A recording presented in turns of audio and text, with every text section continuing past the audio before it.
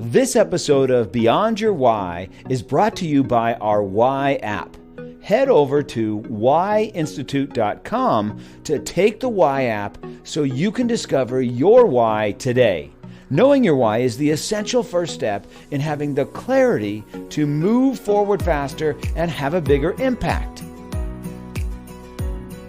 Welcome to Beyond Your Why podcast, where we go beyond just talking about your why and actually helping you discover and then live your why.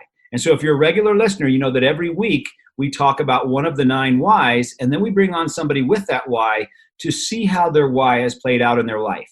And so this week we are going to be talking about the why of make sense, to make sense of the complex and challenging. So if this is your why, you are driven to solve problems and resolve challenging or complex situations. You have an uncanny ability to take in lots of data and information, observe situations and circumstances around you, and sort through them to create order. You consider factors, problems, and concepts and organize them into solutions that are sensible and easy to implement. It's not even that you enjoy problem solving necessarily, you simply can't help yourself.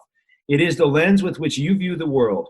Interestingly, it is not for you to share your solutions on a continuous basis. It is sufficient that you yourself have solved the problem or resolved the complexity of the situation. Often you are viewed as an expert because of your unique ability to find solutions quickly. You also have a gift for articulating a solution and summarizing it clearly in an understandable language for your own benefit and the benefit of others. You believe that many people are stuck and that if they could just make sense out of their situation, they could find a simple solution and move forward. You help them understand and see their way through. Now today, I've got a very interesting guest for you. Her name is Hilary Silver. She is the CEO of Hilary Silver Enterprises, a multi-million-dollar personal growth and development company dedicated to serving women who want to live a more consciously created and fulfilling life with more meaning and purpose. She is the creator of Love and Be Loved and Extraordinary Women Rising and is one of the most sought-after, acclaimed, and successful coaches in the world. Hilary, welcome to the podcast. Thanks for having me. I'm looking forward to this discussion. Well, let's start with this. So when you took the why discovery and it came up with make sense, how did that feel to you? I was a little baffled, and then I was a little angry, actually, because I always like resonate with being the challenge. I think is the one that's the entrepreneur. You know, I've just always been insubordinate and unemployable, and I've just been born to be an entrepreneur, and I resonated with that. So when I got this one, I was like, what? You know, that doesn't sound like me at all. And then I started to really think about it, and it makes total sense. Why it makes sense is who I am, because I'm a diagnostician. That's what I do. And it's not that I can look at companies and make sense of problems, or what I make sense of is the human psychology and our personal struggles. And I've been doing that for myself since I was a little girl, even before I knew what I was doing, actually. And that's really what I do for my clients is I can diagnose the core, deep, real root issue of what's going on that's keeping them from solving their own problems and being stuck where they are. So it made total sense. Like, really, it did. Yeah. So it's interesting what we think of ourselves and then what reality is sometimes not the same, right? Yeah. And once you're clear on who you are, your essential first step, then the rest of it kind of falls into place. Yeah, for sure. It was a deeper level of who I am and what I do and what drives me than the entrepreneur. The entrepreneur came later. It really was. This was something that formed inside of me when I was little. Yeah, so let's go there. That's interesting because oftentimes people with the why of makes sense were forced at a very young age they had some big challenges, whether that was through a parent or through something happened where they had to make decisions quickly when they were very young. Can you think back to anything like that? Yeah, oh, for sure. So I just was it's sad. I was a sad little person, but I had an awareness of it, and I knew that something wasn't right for me, and I didn't really know what it was. And I was observing and looking for answers when I was 12, 13, 14. I was a self-help junkie when I was in college, and I stumbled across a university class, which is so unusual, but it was called Loving Relationships, and it answered everything for me that I had been looking for. And it really started my career, even though I didn't know it at the time. It really did. I was reading, the original philosophers of love and human psychology and behavior, and it answered all my questions that I had been really seeking. Why am I not happy? Why am I struggling? Why is this happening to me? Why am I having a hard time? All of those questions that I had been seeking for a long time. So yeah, that's kind of where it all began. Can you think back to the first time when you were put in a situation where you had to make decisions quickly? You had to figure things out. It might have been when you were 3, 4, 5, 6 years old, when you had something. We see sometimes where people they had issues with maybe a parent, or they had issues with a relative that made them have to be able to do things quick, right? Mm-hmm. I mean, I think for me, it was a more pervasive chronic exposure than it was a single moment in time, which can happen for a lot of people too. And so, I am so past the blame game, but I'm explaining to you where it came from for me, which is, just parents that had their own issues. I really came from a very privileged experience where on the outside it looked fine, but emotionally I was very neglected and just alone and lonely, and I didn't feel like anyone was there for me. My whole story really was, no one's going to be there for me. I have to figure it out for myself. And that's kind of where it all came from. My dad was gone all the time traveling for work, and when he was home, he was totally disengaged with his own issues.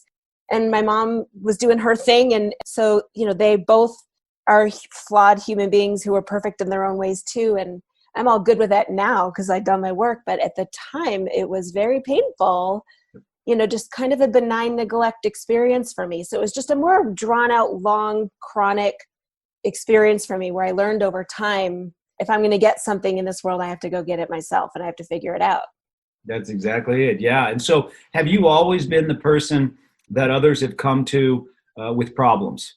Hey, yes. Man, let's go ask Hilary. She'll figure it out for us. She'll help us with it. It was a little bit different than that. Like, I feel like when I was trying to figure out who do I want to be when I grow up or what's my career going to be, I was like, God, is there a job where you can be a good friend? Because I knew I was a good listener. I knew I wasn't judgmental, and I knew I was compassionate, and I knew I had empathy. And so I just was one of those people who had the presence to just sit with people in whatever they were going through and not judge them. And understand actually what they were going through, because I had been in their shoes in one way or another. So it wasn't that they were coming to me to solve problems. They were coming to me to just connect and have a heart to heart, or to feel seen or heard or validated. Mm-hmm. Yeah, that goes way back for me, like elementary school even. That's just so typical, or not, I don't want to say typical, but that's common with the why it makes sense, that people have always come to you and said, hey, can I share something with you? Can you help me with this? Hey, can I just talk to you? And then you can listen, and probably in your mind, you're very fast at solving the issue, whatever it is, right? Yes, instantly it comes to you. Absolutely. I already knew within moments, like what the core issue was, what the negative belief was that they were having, that they were stumbling with. I already could tell what their automatic thoughts were that were getting in the way, and I knew how they were feeling. It's just a gift I think I was born with. I really do. That's a great question that I get asked a lot. People will say, is your why something you're born with, or is it something that develops over time?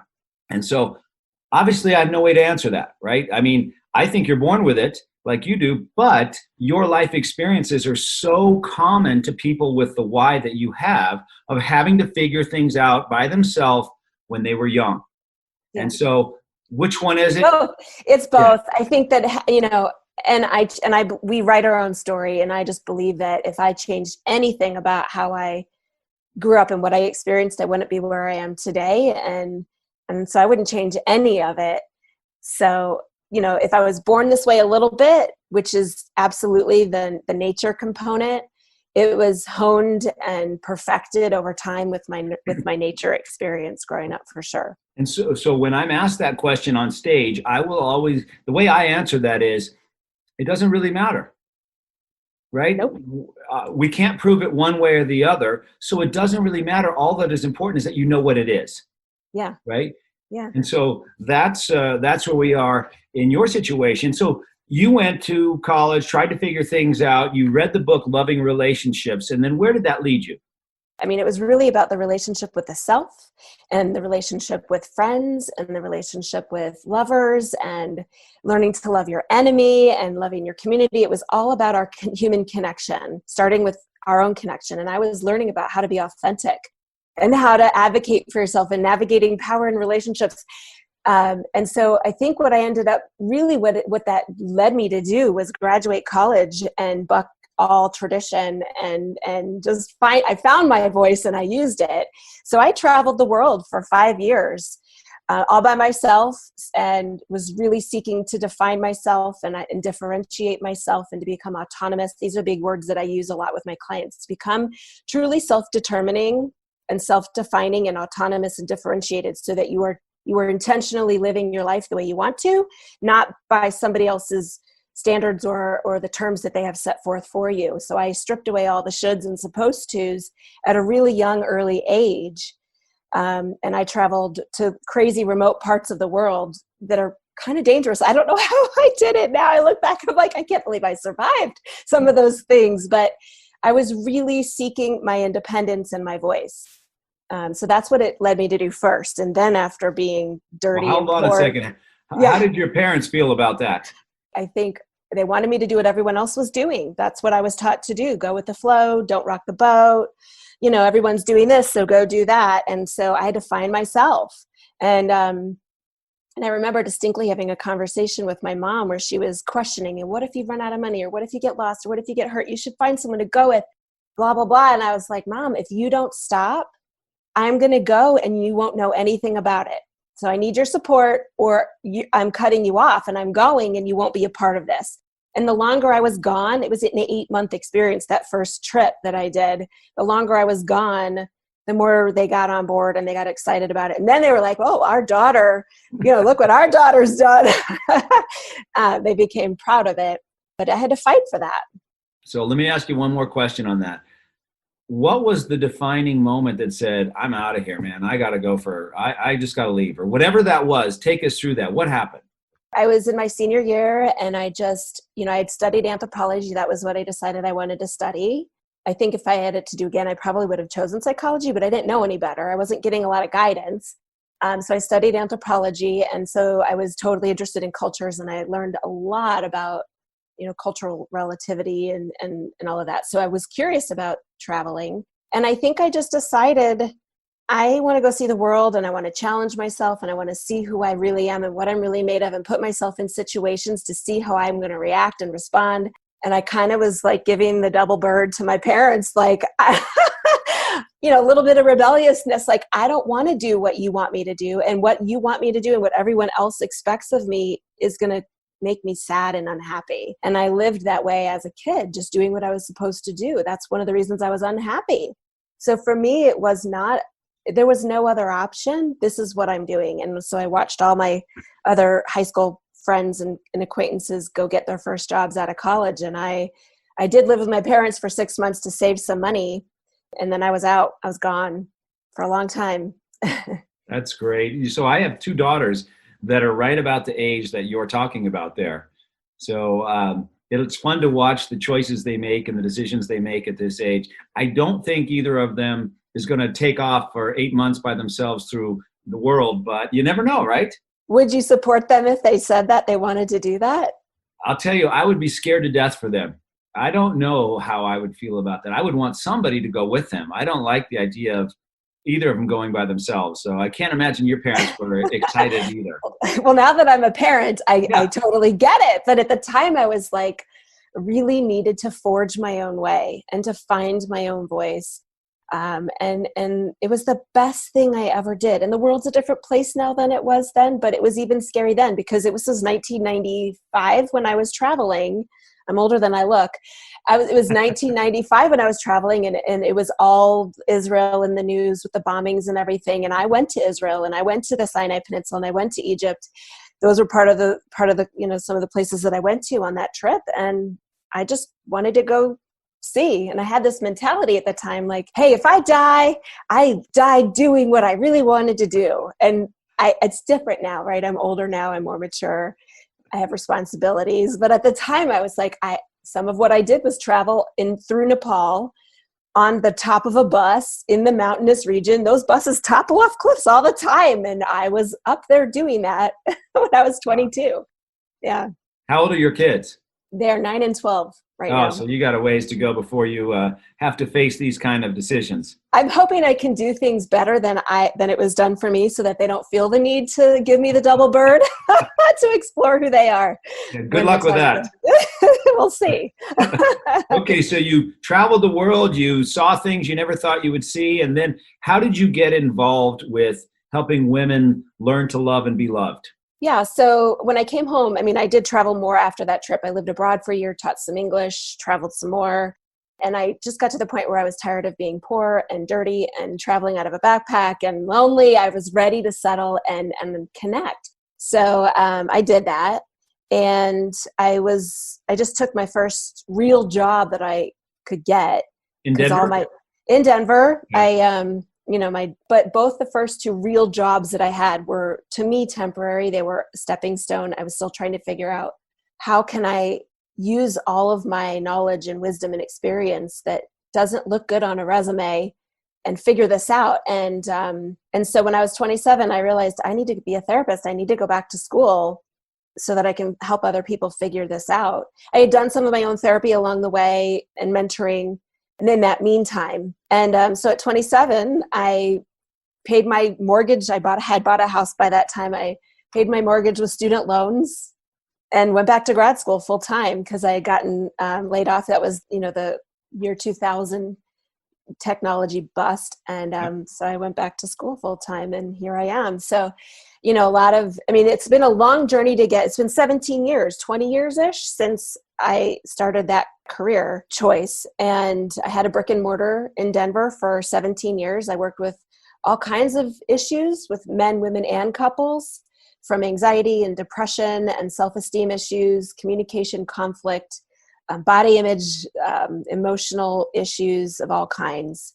I've trained with some of the masters in my field. I always invested in myself. I've studied with John Gottman and Esther Perel and some of the big names that you see now. But what I realized was it all went back to that original class when I was reading the original philosophers of love and human behavior, that everybody I was studying with, I already knew. I felt like I already knew. I'm like, why do I already know this? Why do I already know this? And it was because those early seeds that had been planted in me when I was 19 and 20, at some point during my brick and mortar, I realized I was repeating myself over and over. Mm-hmm. And not only was I then, because of that, developing my own methodology and my own curriculum and my own way of explaining things, people were feeling, on top of the problems that they were struggling with, they were feeling alone in their problems and isolated, and that's shame-inducing. And so even though I could tell them, hey, you're not alone, I just talked to somebody about this last session, it's not the same thing as hearing it straight out of somebody else's mouth. And so I just kind of started to realize I have more to offer. I have a bigger impact to make. Doing this one person at a time in private is not going to get me there, and it's not going to make the impact that I want to make. So I really started learning how to take my business from from a brick and mortar therapy practice to an online coaching business. And I did that in about 4 years. It took me to figure it out. It was a long, hard road, but I was just driven to help more people at a higher level. And I'm getting better results faster for my clients doing it the way I do now than I ever did as a therapist. With that old model. So you spent 17 years trying to figure it out. 17 years, I had a very successful therapy practice. I was one of the most successful in Denver. I had a wait list. I had therapists working for me. And I did all of that, but it just wasn't scratching the itch for more that I had. Right. So it was all good. It was everything that was what I learned working with clients one-on-one through those really challenging times, marriage and divorce and infidelity and sex problems, you name it, really honed my skills. And that's why, what I'm doing now is really offering my clients the best of the therapy, science-based, research-backed interventions, and the best of the coaching world that is not just about why are you stuck, but what are you going to do about it and how are you going to fix it moving forward. So I didn't spend all that time trying to figure out how to get here. I used all of that time really building my skills. Yeah. So what's interesting is looking at you from the perspective of your why. I know that you're somebody that is taking in lots and lots and lots of information and trying to figure it out. And so the question I have for you is, what was the question you were trying to answer? What was the question you were looking to solve?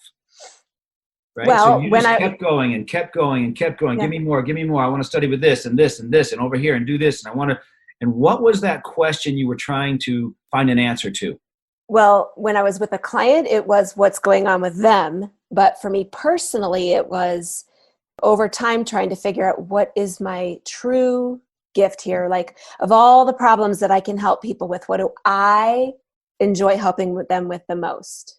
And so though I had a long practice with lots of different specialties over time, I was honing in on ultimately what brought me back to the very beginning, which is the relationship piece. It's the relationship with yourself and your relationship with others. And so now what I really am doing is helping women. I can help anyone, but I choose to work with women now.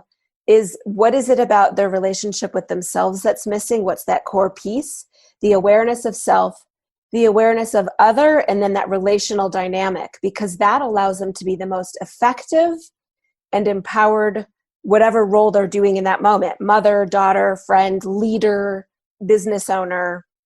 So it is now helping them solve that problem inside of themselves at the core, so that they can then go solve their own problems. Mm-hmm. Right? My job is to work myself out of a job as fast as possible. Nobody wants to be a lifetime therapy goer. We want to solve the problem and move on. And so what I love about where I'm at now is I'm helping people solve that root issue inside of themselves while we're applying those new tools and skills, concepts and ideas to current life situational issues. So we're fixing things at many levels all at once, but then they get to become the version of themselves, their ideal self, so that they can go solve their own problems moving forward. And they get to be that autonomous, self-determining, differentiated person that I was working on becoming way back when. Which frees them up to what? Be in a better relationship with themselves and with others?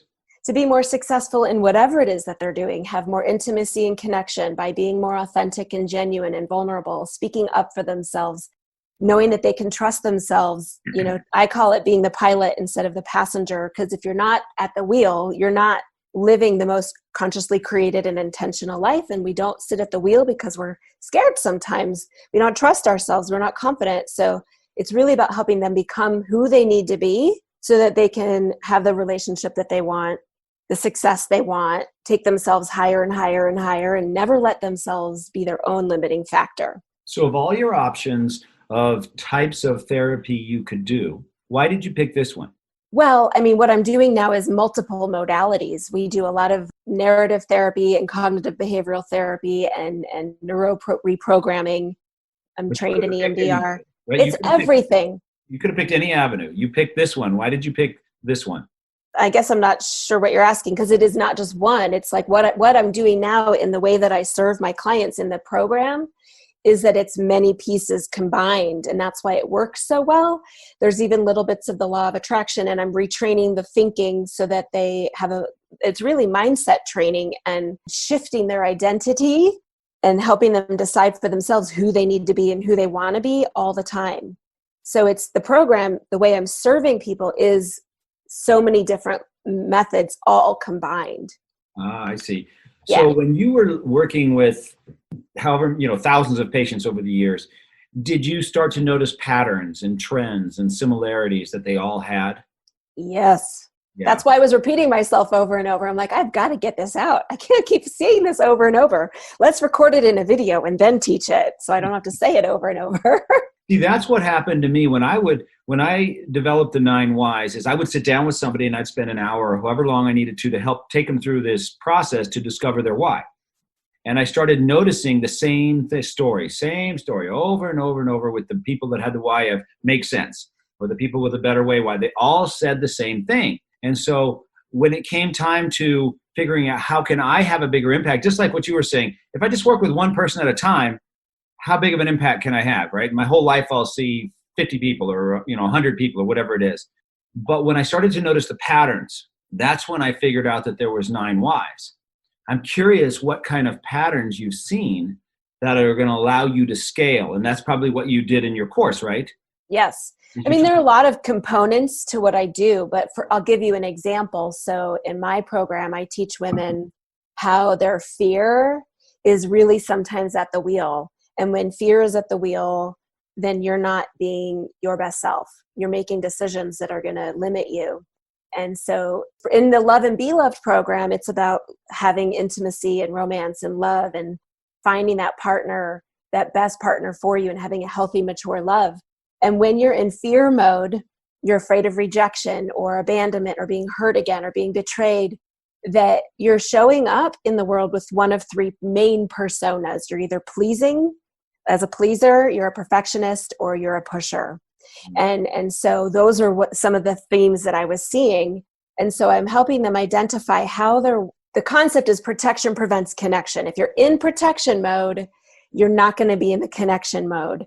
And the protection is being a pleaser, is changing who you are and altering and editing and shape-shifting and being a chameleon and bending yourself into a pretzel to be liked and accepted and validated. And, he'll just love me if I could just be who he wants me to be. And the pusher is somebody who's more guarded and has a wall up and can be hard to get to know. And then I'm just making this very simple for the sake of the interview. And then the perfectionist is somebody who really believes they need to be perfect to be loved. And they have a fear of not being good enough. And so they won't just be real. And it's hard to really make genuine connection with somebody like that. And sometimes they're all of them all at once.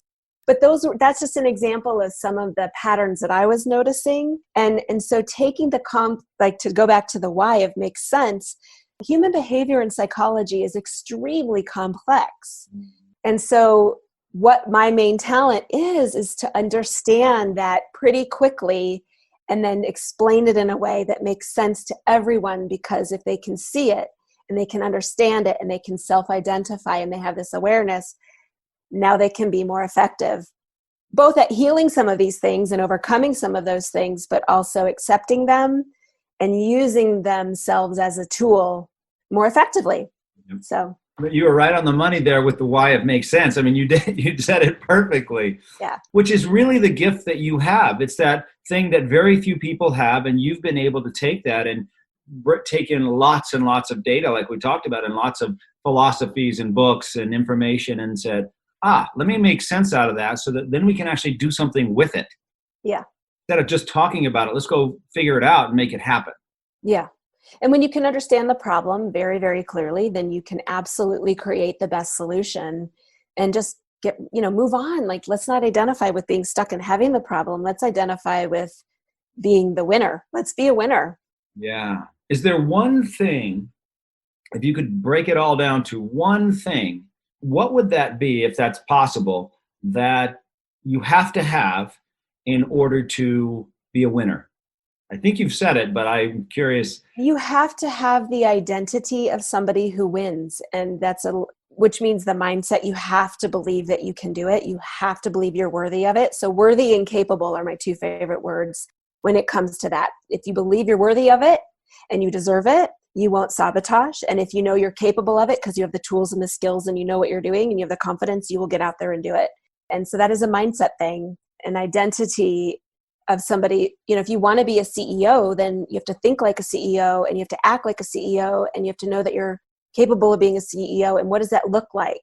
So my other program is the Extraordinary Women Rising, and it is the training of the mindset and really reprogramming those deep beliefs and the daily practice of choosing your focus, of changing the thoughts and putting yourself in the emotional state that you need to be in to create what you want, instead of just being in the passenger seat and accepting what is. If you want more, you have to be self-determining and define what that is and decide that you have to become that person to get what you want.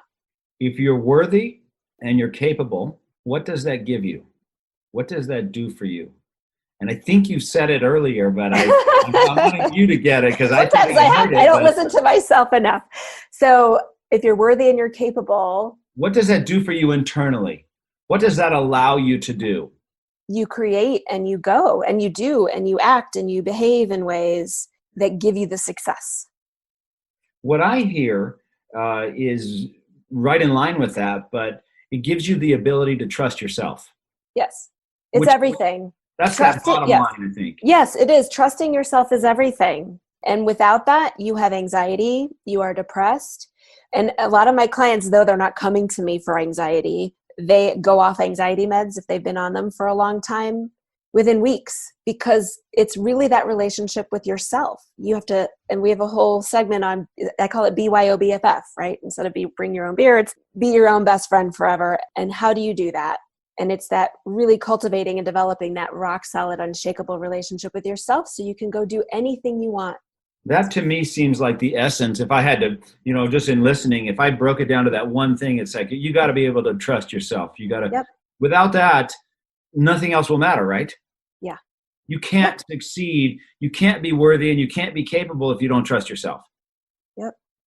And that's but it's cyclical, because you learn to trust yourself by believing you're worthy, and knowing that you're capable, and then you get out there and you try it and you learn, you create new evidence to support this new belief that you can trust yourself. That's why it's a very cyclical, circular process. So do you feel more successful when you're able to help someone or when they trust you? There's a reason I'm asking you this. Yeah, that's a good question. When I can help someone, I think when they trust me, I have a bigger impact. They're not resisting me. They're not, if there's a trust with me and I'm very trustworthy, I pretty much create that trust experience almost immediately, because I'm real and I'm transparent and I'm very authentic. But them trusting me allows them to say yes to my coaching, and then I can help them. I think, one has to happen before the other can happen. If they don't trust me, they're going to resist what I'm saying, or they won't be completely open to hearing what I have to say. And then I can have more of an impact and help them. So the reason I asked you that is because I'm going to take a stab at what I think your why, how, and what is. Okay, let's hear it. This is my based upon, because you're an outside the box thinker, right? You don't follow anybody's rules. You create your own path. Yes. So I would say that your why is to make sense of the complex and challenging, and how you go about doing that is by thinking outside the box and challenging the way things are done. And then what you ultimately bring is, and that's where I was going, is what you ultimately bring a trusting relationship, or is what you ultimately bring a way to contribute and add value to other people? Well, my goal is to help other people and add value, because it's not about me and it's not about the relationship with me. I'm just a temporary scaffolding, and then I got to go away so that they can go do their own thing. So I want to put more confident, empowered, capable, self-loving women into the world. It's not about me. But it has to happen first, or they won't let me in. But they probably trust you because you've made so much sense out of it. You've already gone down this path 1,000 times, and by nature you're a doctor, and so and a therapist, so they trust you for that as well, and credentials, and what you've done, and their friends, and they see you, all the rest. They're going to trust you. So then this is how I would say it. I would say that your why is to make sense of the complex and challenging, and how you go about doing that is by thinking outside the box and challenging the status quo. And then what you ultimately bring is a way to contribute and add value to other people, to help them along their journey. I would agree. Yeah. Good assessment. So that's the essence of why I would choose you, right? I know you've already done the work, many, many, many years of it. You couldn't stop yourself, but you didn't get caught in the box of being a therapist. You got outside that and said, okay, what else can I do? What else can I see? What else is out there? And then you created something that's going to have a big impact for me, and not just be the same old regurgitated stuff that everybody else has said. Exactly. I kind of buck that. I don't read any I'm in my little ivory tower. I don't want to hear what anyone else is saying, because I say it my own way. For sure. That's why when I first saw the Make Sense, I was like, no, I'm the rebel. I forged my own way. But the deeper, you're right, it is definitely makes sense is really what drives me at the deeper core. Mm-hmm. How you do it is by bucking the system. Yeah. And then what you bring is something that's going to work and have an impact. Yeah. If it doesn't help somebody, do you care? Oh my God, if it doesn't help somebody, I absolutely care. I have to go back and figure out. Yeah, you don't want to use it. I mean, I guess I didn't ask that correctly. Oh. What I meant was, yeah. Do you care about it if it's not going to have any value for anybody? I mean, do you want to spend any time with it? Not at all. Yeah. You want to No, go back and get something else. exactly. So it sounds like what you've created has every woman should go through, every person, but since your focus is women, it kind of feels like every woman, like my daughters, should go through that and get clear at age 22 and 25 instead of waiting till 42 and 45. Yes. My flagship program is the Love and Be Loved program. It is an 8-week online ultra premium coaching program. And it is for high level successful women who just have not been able to be successful in love.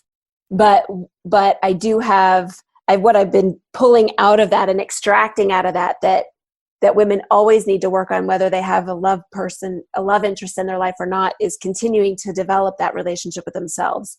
So Extraordinary Women Rising is a mindset and confidence program that it's already in existence, but I'm making it more robust so that it is for anyone who wants to really become their best ideal self. And it is brain retraining, changing your identity, evolving your identity. It comes with this gorgeous journal. So there's a pen and paper aspect to it. And it's just that one piece of the Love and Be Loved program pulled out, but really developed further. So it's available for all women, whether you want love or not. And, whether you're, a CEO or a stay-at-home mom. So here's something I want to get your perspective on, because there was a time that I went through a lot of the kind of the stuff that you're talking about and learning from different brain experts and all kinds of stuff, the whole change your brain, change your life, all this stuff. And I struggle with the word change because I don't find that people change much. I find they find themselves, which allows them to be themselves. But when you ask somebody to change from who they really are, if I said, okay, Hilary, I'm going to help you train your brain so that you stop solving problems. You just are no longer making sense out of things. We're going to change you to be somebody totally different. Is that going to happen? I think it only happens when somebody wants the change bad enough, that the pain of where they are and what they're doing is just unbearable and intolerable, that they absolutely can change, but it's not what you're talking about where you just become a completely different person. We can change behavior. We can absolutely change the way that we think, and it's incremental, right? So for me, when I was struggling for 4 years to leave my brick and mortar to finally be fully online, I had done all that work that I told you about already, and I thought I was there. And I still had some blind spots around my own mindset blocks. And so really doubling down and super committing to my mindset work is what turned the corner for me. And I left that brick and mortar and went fully online. And in the first year, hit 1 million. That was absolutely changing my brain and changing the way I think about myself and what's possible for me, and being able to envision what my future success was going to look like. It is possible, but I'm not going to be a different person. And we have to want it bad enough. I wanted it so bad. Nothing was going to stop me. And I was the only thing stopping me, really. So is it more important to have self-awareness or to change into something you want to be? I think you have to have the self-awareness so that you can make the changes that you want to make. They go hand in hand. I had to first see what my blocks were, and I was just stuck in my mindset that it can happen for everyone else, but not for me. It can happen for her or him. Why is it happening for them, but not for me? I was really stuck in that because I was trying and trying and trying and trying. But it was my mindset. And when I shifted and I made a slight shift, and it was, if they can do it, I can do it. If they can do it, I can do it better. I just didn't see it. And it was right on the tip of my own nose, which is what so many of my clients, a lot of my clients, they're all smart, wicked smart. They can help everyone else, but they can't see the tip of their nose. And in that case, I just couldn't see the tip of my own nose either. And so I'm committed to having my own coaching, always continuing. Mastery's cup is never full. I don't know who said that, but it's a famous quote, and it's true, to just continue to have that self-awareness so that we can continue making the change that we need to make. Love it. Love it. Well, I am sure you're having a huge impact for a lot of women, and I got to get my daughters in touch with you. Not that they're, struggling right now, but why wait till you're struggling before you've got to get something, get on the right path and get all the craziness that we have in our heads sorted out.